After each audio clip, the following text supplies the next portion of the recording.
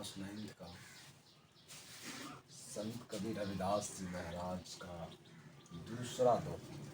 संत कबीर रविदास जी महाराज का दूसरा पद है। कौन सा पद है? दूसरा पद। इसमें रविदास जी महाराज कहते हैं, अपने परमात्मा से कहते हैं कि हे परमात्मा, हे ईश्वर, मैं आपकी पूजा किस चीज़ से करूं, कहाँ करूं, कैसे करूं? राम, मैं पूजा कहाँ चढ़ाऊं? इसके पहले का जो पद था उसमें यही कहा था उसने, रविदास जी महाराज की अब कैसे छूटे राम नाम रट लागे, और प्रभु को विभिन्न तरह की उपमा दिया था। इसमें कहा गया है कि राम, मैं पूजा कहाँ चढ़ाऊं? हे परमात्मा, मैं आपकी पूजा कैसे करूं, कहाँ करूं? फल अरु मूल अनूप न पाऊं। फल का मतलब होता है कि ईश्वर को चढ़ाए जाने वाले प्रसाद, ईश्वर को चढ़ाए जाने वाले प्रसाद को फल कहते हैं। फल अरु मूल अनूप न पाऊं। फल फूल जो होते हैं, मूली वगैरह जो होते हैं, वो सब कहीं हमें पवित्र नहीं मिल रहा है, सब क्या है? झूठे हैं, है ना? तो मैं आपकी पूजा कैसे करूँ? ये कौन कहता है? रविदास जी महाराज कहते हैं कि मैं आपकी पूजा कैसे करूँ। इसके बाद कहता है, थनहड़ दूध जो बछड़ो जुठारी। थन का जो दूध होता है उसको भी पहले कौन जूठा कर दिया है? बछड़ू ने जूठा कर दिया है। इस सृष्टि में आपकी पूजा दूध से भी होती है।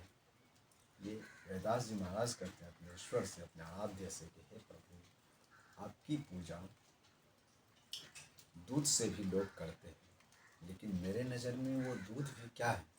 जूठा है, क्योंकि उसको भी पहले बछड़ू ने जुठा दिया है। तो कवि कहते हैं, थनहड़ दूध जो बछड़ू जुठाई। जिस थन के दूध को लोग पवित्र समझ करके आपको चढ़ाते हैं, आपकी पूजा करते हैं, वह भी जूठा है प्रभु, है ना? उसको भी पहले बछड़ू ने जूठा कर दिया है। उसके बाद कहता है, पुहुक भंवर जल मीन बिगारी। पुहुक का मतलब होता है फूल, भंवर का मतलब होता है भौरा, जल का मतलब आपको पता है पानी, और मीन का मतलब होता है मछली। बिगाड़ी का मतलब बिगाड़ देना, गंदा कर देना। जिस जल को पवित्र मान करके इंसान आपको चढ़ाते हैं, उस जल को भी पहले मछली ने क्या किया? गंदा कर दिया। जिस फूल को पवित्र मान करके लोग आपको चढ़ाते हैं, वह फूल को भी पहले भंवरा ने क्या कर दिया? जूठा कर दिया। तो क्या परमात्मा में आपकी पूजा जूठे फल फूल से कर, जूठे दूध से कर, गंदे पानी से कर, जिसको कि मछली ने गंदा कर दिया?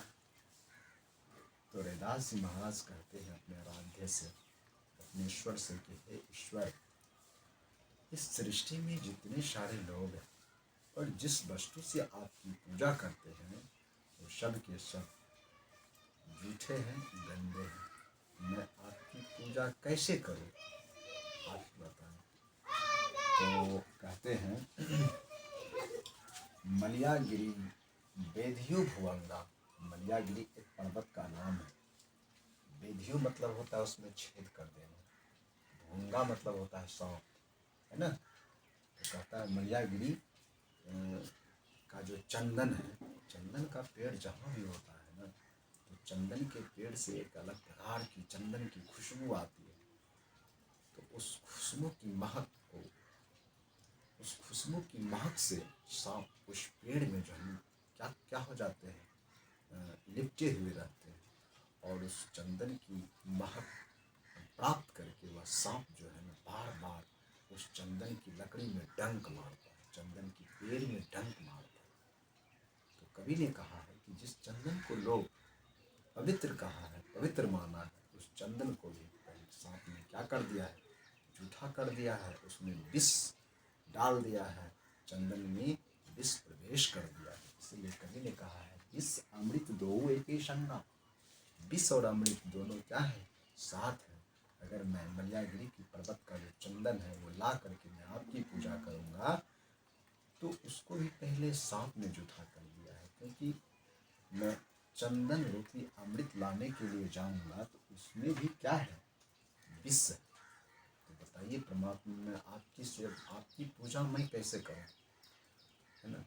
कवि का भाव ये है। तो कवि कहता है, क्या कहता है, मन ही पूजा मन ही धूप।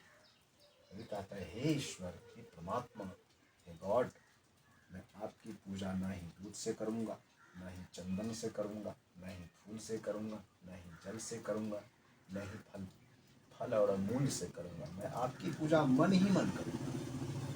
ये कवि कहते हैं कि मैं आपकी पूजा मन ही मन करूँगा।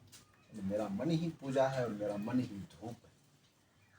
धूप अगरबत्ती जैसे जलाते हैं ना, तो कवि कहते हैं कि मेरा मन ही पूजा है और मन ही धूप है। मन ही स्यों सहज स्वरूप में अपने अंतरात्मा को, मैं अपने अंतस में आपकी छवि को देखता हूँ। कवि कहते हैं कि मन ही स्यों सहज स्वरूप में आपकी छवि को मैं अंतस में देखना चाहता हूँ, मैं देखता हूँ। मैं मन से ही आपकी पूजा करता हूँ, मन ही मेरा धूप है, मैंने मन में आपको बसा करके रखा हूँ। कौन कहता है, रविदास जी महाराज कहते हैं। उसके बाद कहते हैं पूजा अर्चा न जाऊं तेरी।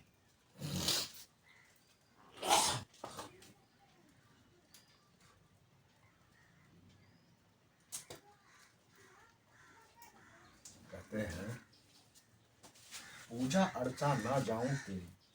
कवि कहता है कि हे परमात्मा, इस सृष्टि में जितने सारी फल फूल आपको चढ़ाने वाले हैं, चढ़ाए जाते हैं, सब मेरे नज़र में क्या है, गंदा है, झूठा है ना। मैं आपकी पूजा करने में असमर्थ हूँ।